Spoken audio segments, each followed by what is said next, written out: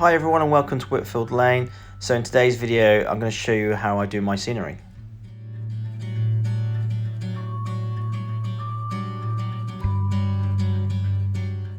So the area of the layout that I'm working on currently is on this back wall. I call this the south side, so I'm going to be working just behind this retaining wall and also this triangle section just where the branch line goes down to the oil terminal.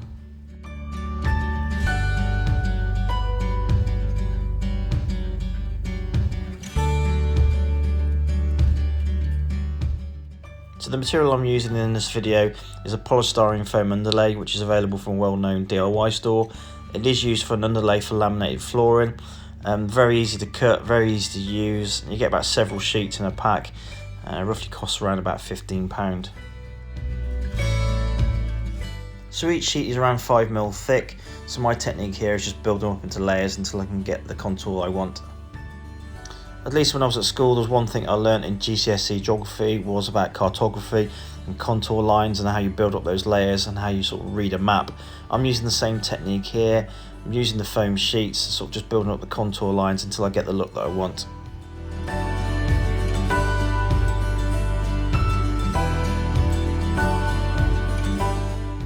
So what I tend to do just before I glue the next section down is I just lift it up out of place, use it as a template to cut the next piece of foam so each piece gets smaller and smaller.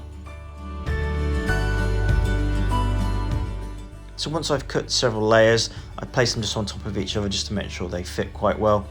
Any sharp edges, any square edges, I normally just take up with a sharp knife, just try and give it a bit more of a soft sort of contour look. Once I'm happy, I can glue all these into place. And the one good thing about this material is it's not messy, so you can come back to it, you can cut it, reshape it with a knife, and it doesn't get messy. You know, like polystyrene normally does, get bits of white foam everywhere, but this is quite nice clean material, which is why I like to use it.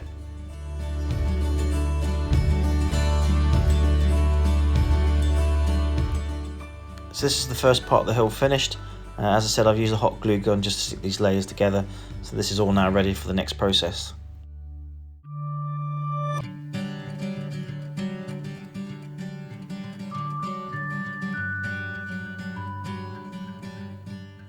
So one of the benefits of using this material is I can shape it and cut it to what I need. I can make it into removable sections, so I can actually take it away. I can now work on it, I can plaster it, I can do all my static grass without making too much mess on the layout, which is one of the reasons why I like to use this material. So the plaster I'm going to use is nothing technical, it is just this plasterboard adhesive. It was left over from my job when I was doing some DIY in the house. It's very easy to use, perfect material, and it dries quite quickly as well, which is quite nice.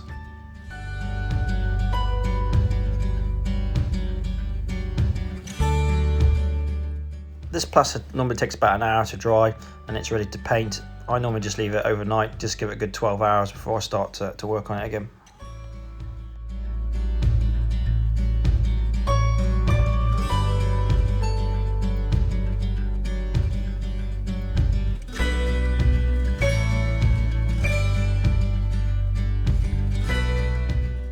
So on this section of hillside, what I've done here is just given it a quick coat of brown paint.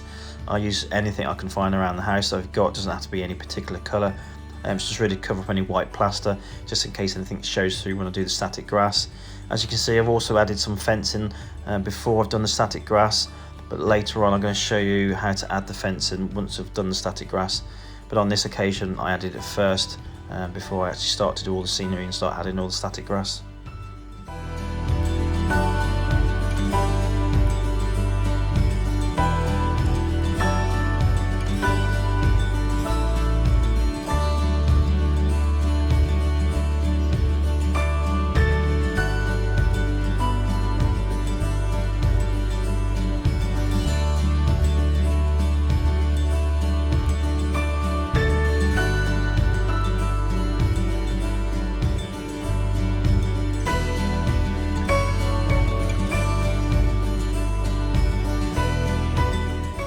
So here's the final look. Apologies I didn't get into this video when I did the static grass and the bushes, but I am going to demonstrate in the next part of the video with the next section how I do the grass and how I do my bushes. As you can see from here though, I do use a mix of different colours, blends of grass, and mix them all up together to get the sort of look that I want. And then I tend to add all the bushes and flowers just in the sections on the side, just to get the look that I really want. But what I tend to do is tend to come away from this section and then come back at a later date and add bushes and little flowers here and there just to give it the look that I really want.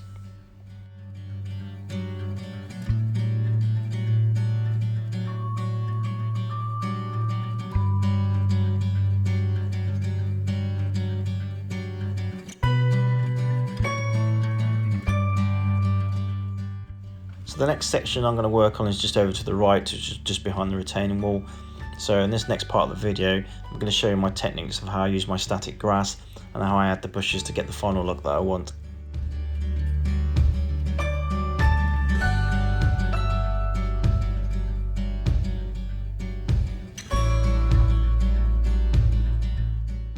So the next section I'm going to work on is just in between the track and the retaining wall. It's quite a long section but quite thin, but I'm still going to use the same techniques. I'm still going to use the foam to layer up my layers that I want and then plaster it and leave it overnight.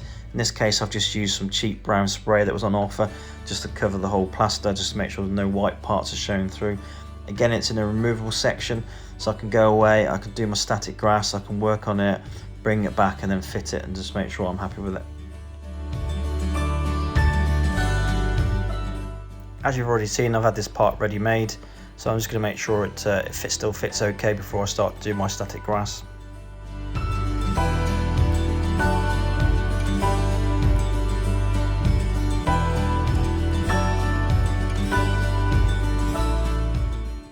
Now I'm happy with the fit, it's time to do the next stage and start on the static grass now.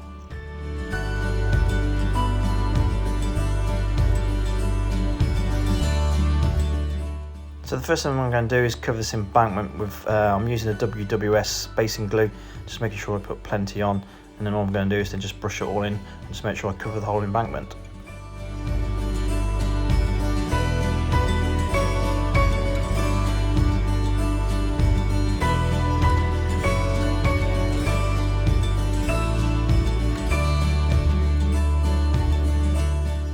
So when I do my static grass, I like to use a mixture of different colours.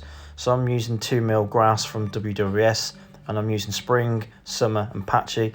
And what I do, I put all three into the hopper, make sure it's all nice and mixed in quite well, and then I can start the process of applying my static grass. When I first do this base layer of static grass, I like to make sure I go over it twice just to make sure I've covered the whole area. And then what I can do next is then just rough up some tufts of grass just to give it some bit more realism for when I add the next layer.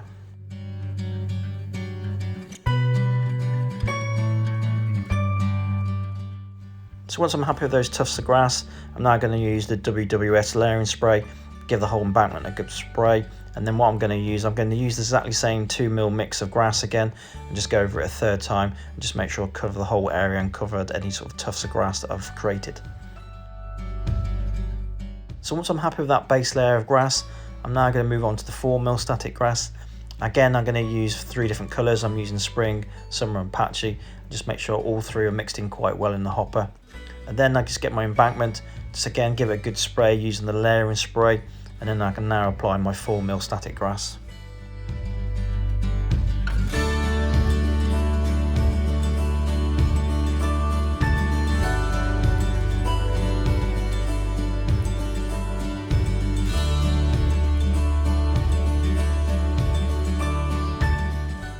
So what I'm going to do next, I'm going to use some 4mm summer grass because this is a little bit darker green. And all I'm going to do, using the layering spray, I'm just going to do some random patches of dark green just along the embankment.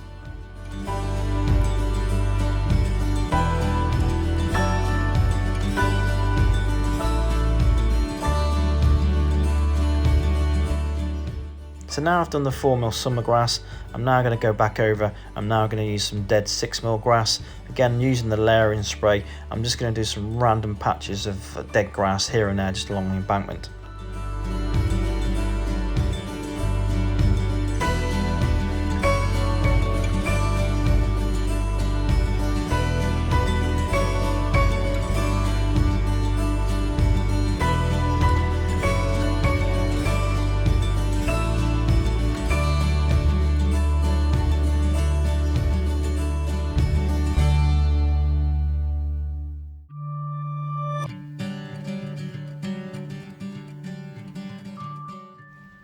I always work on this white plastic board.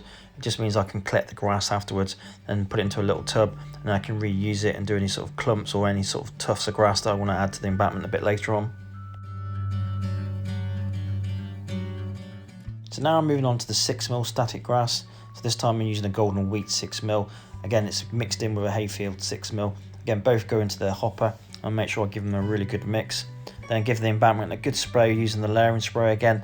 And this time I'm just doing random patches using this mixture of 6mm grass.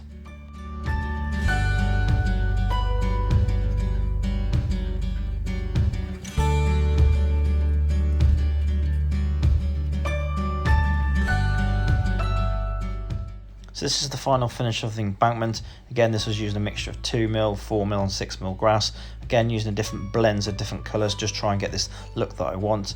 This is currently under a LED light. Hopefully get some sort of idea of what the grass looks like. But once it's on the layout, hopefully it'll start to blend in once we get some bushes and fencing sort of added to it later on. So once the embankment is completed and I make sure I'm happy with the fit again, all I just tend to do is just use a hot glue gun and then just sort of glue the embankment in place, and then it's ready to work on again.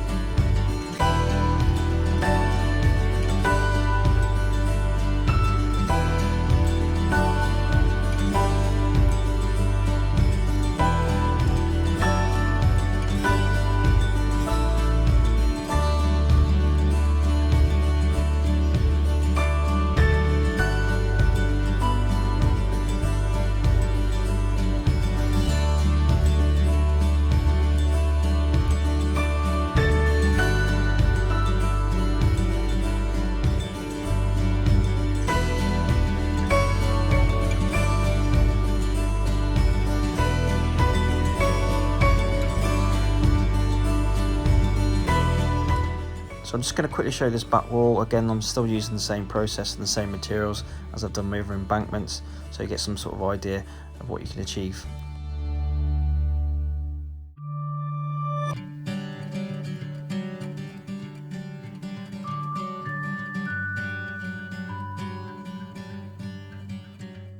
I'm also just working on this far corner. Again, still using the same process, same materials, same static grass.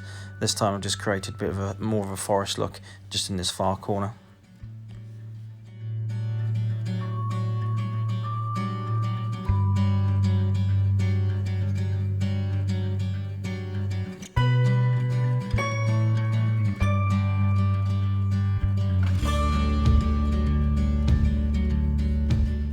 So now let's have a look at adding some fencing and adding some of the bushes. So the first thing I'm going to show you is the modern fencing I use from Will's Kits. Now this is quite easily done. All I've used is just a metal tool with a spike just to make some holes into the foam, and then all I've done is just glued the fence into place.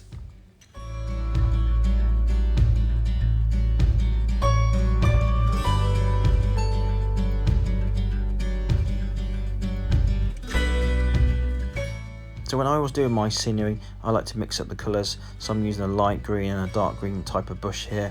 I'm also using a thicker, slightly darker coloured bush here. All these are available on eBay, and also finally I do use these purple foxgloves. I just add them in sort of random places in between the bushes. So here's some footage of the finished final look. I hope this video has given you some good ideas on how to do scenery. Hopefully I'll see you all again soon. Thanks very much. Bye bye.